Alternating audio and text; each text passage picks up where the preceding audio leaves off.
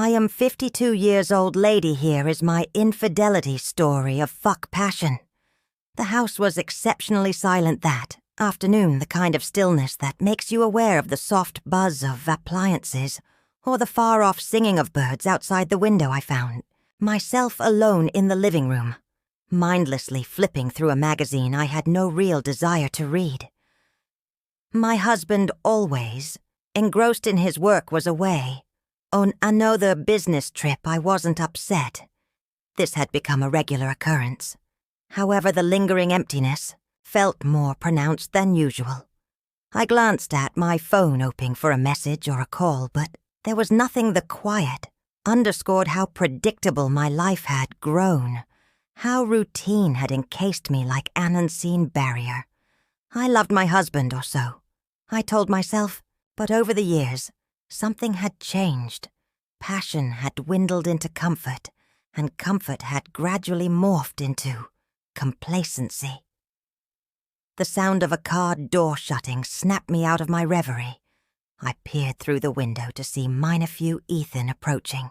The house, he was my husband's younger brother's son, though he felt more like a distant cousin due to our small age gap in his early 20s.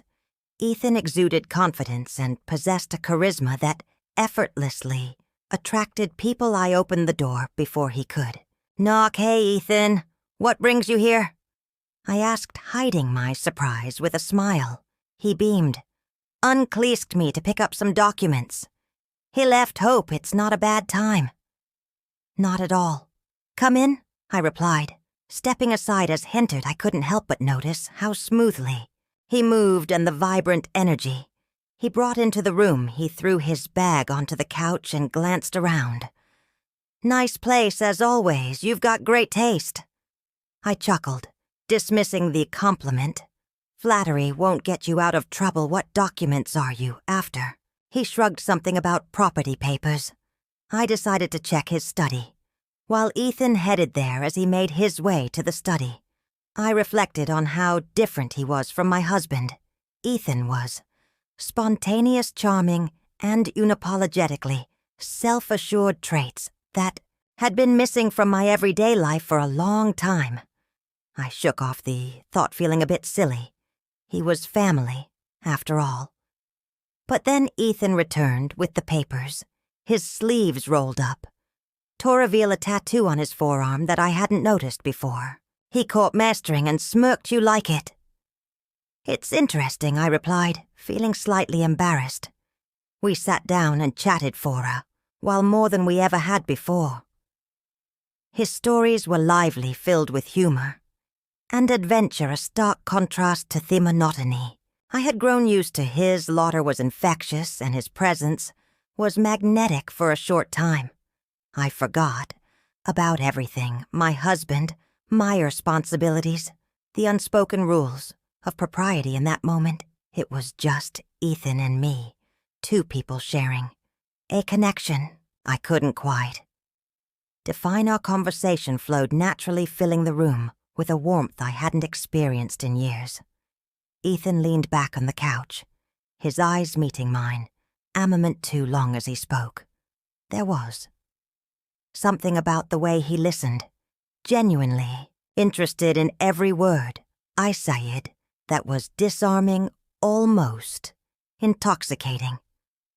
At one point, he reached for the glass of water I had placed on the coffee table, and our hands accidentally touched. The contact was brief, but left a lingering sensation in my mind. I instinctively pulled back, laughing, eyed off, but I could feel the heat rising in my cheek. "Are you okay?" Ethan asked, his tone casual, but his eyes searching mine. "Of course," I said quickly, standing up to create some distance. "It's just warm in here, that's all." I walked to the kitchen, busily engaging in something without any real purpose. I could sense his presence even from across the room, a subtle tension building that neither of us addressed. When I turned back, he was standing in the doorway, leaning against the frame with that same effortless confidence. "You seem different today here," marked his voice, softer now. "Different how?" I tried to sound indifferent, I don't know, maybe. More alive, his words caught me off guard, and for a moment I was at a loss. For how to respond, there was a sincerity in his tone that made it hard to dismiss as mere flattery. I felt seen in a way I hadn't felt in a long time, and it frightened me. "Ethan, you should probably go soon," I said, finally, avoiding his gaze. "Well," he asked, stepping closer, "am I making you uncomfortable?" "No, it's not that," I quickly replied, just he pressed his eyes into mine, and I didn't have an answer. Or maybe I did, but I couldn't bring myself to voice it.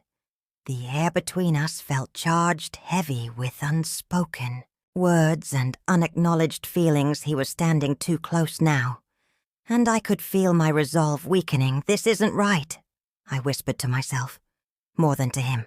"I know," he said, his voice low and steady, "but doesn't it feel right?" I looked up at him, my heart racing in my chest. For a moment, the rest of the world faded away.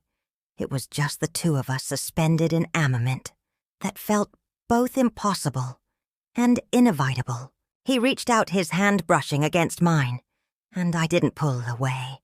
The room seemed to contract around us, the distance between us, vanishing as if it had never been there. My mind screamed at me to stop, to step back, to consider the consequences, but I couldn't move. Just as the tension peaked, the sound of the front door opening shattered the moment. My heart leapt into my throat as Ethan and I quickly separated, both turning toward the noise. My nephew Jake stood in the doorway, his expression a mix of confusion and suspicion. "Hey, Jake," he said slowly, his eyes darting between us. Interrupting something?" "No, of course not," I replied, forcing a laugh that felt hollow even to me. Ethan was about to leave. "Yeah, I was just grabbing some papers for Anta," he said, addressing Jake with a casual grin. Jake raised an eyebrow, clearly not convinced. "Well, I guess it's good timing then," uncleased me to stop by and pick up the same papers. My stomach churned as I realized Ethan's excuse had been exposed. Jake's presence was a stark reminder of the line I had nearly crossed, and shame washed over me like a wave. "I think there's been a misunderstanding," I said, quickly, to regain control of the situation. "Ethan already has the documents. You don't need to be here." Jake didn't move, his eyes narrowing slightly. "Funny, he didn't mention you'd be here, Ethan." Shrugged, his easy demeanor unchanged. I didn't think it mattered. Aunt and I were just catching up, nothing more. The words hung in the air, seemingly harmless on the surface, but loaded with unspoken meaning. Jake seemed to sense it, his gaze lingering on me for a moment, longer than was comfortable. "Well, I'll let you two continue," he said finally. His tone clipped as he turned and walked back out the door, leaving it slightly ajar. Behind him, the ensuing silence was overwhelming. Ethan looked at me, his expression unreadable.